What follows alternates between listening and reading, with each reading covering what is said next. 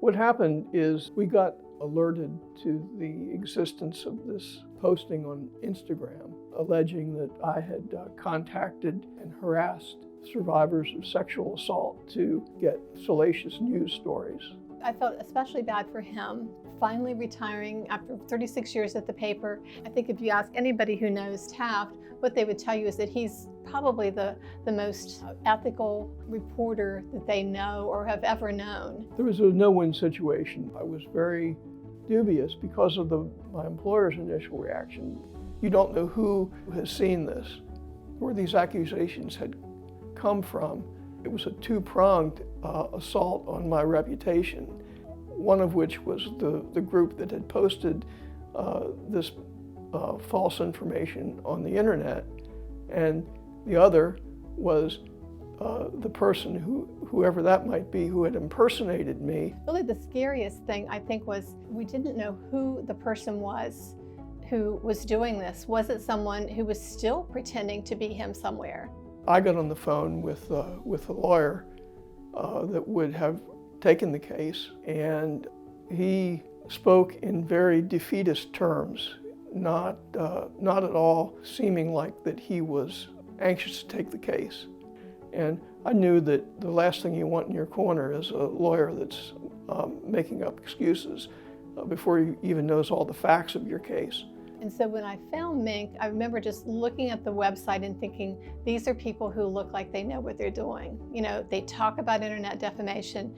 You know, we looked at some testimonials, we looked at the website, read about what their services were, and said, you know, we need to explore this further. We were very anxious to get someone on board who knew what they were doing, who understood the internet and defamation, and how to get results. And we both felt very strongly that Dan was that person after talking with him for that first consultation. Unlike the other lawyer that I'd spoken with, I had the sense that I was dealing with a consummate professional. Here was someone who could actually help me, and someone who had the experience and the expertise to set things right. We got regular updates from Dan. Everything was run by us first before it was sent out.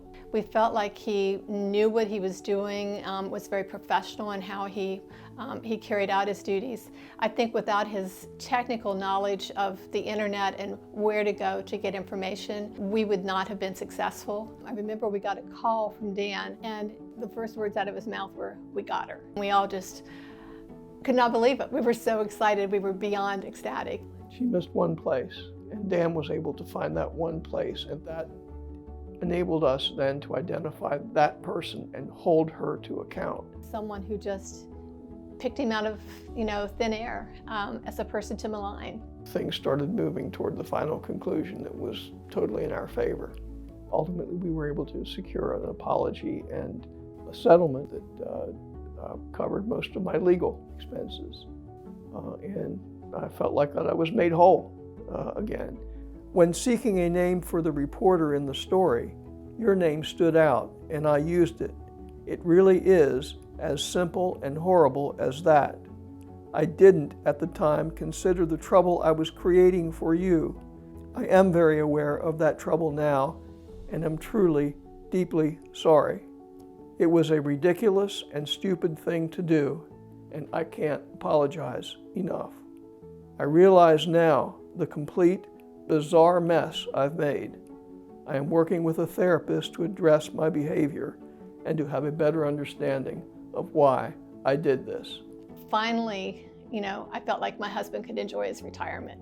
We don't feel like that another law firm or another lawyer in the country could have done as great a job for us as Dan Powell. If someone found themselves in a similar situation, I think the main thing I would recommend is to, make sure you do go with a law firm that understands internet defamation if you want to get results. It's so critical that they know the paths they can take, as Dan did, in order to reveal who a person is who's doing something. We won the lottery when we went with Minc.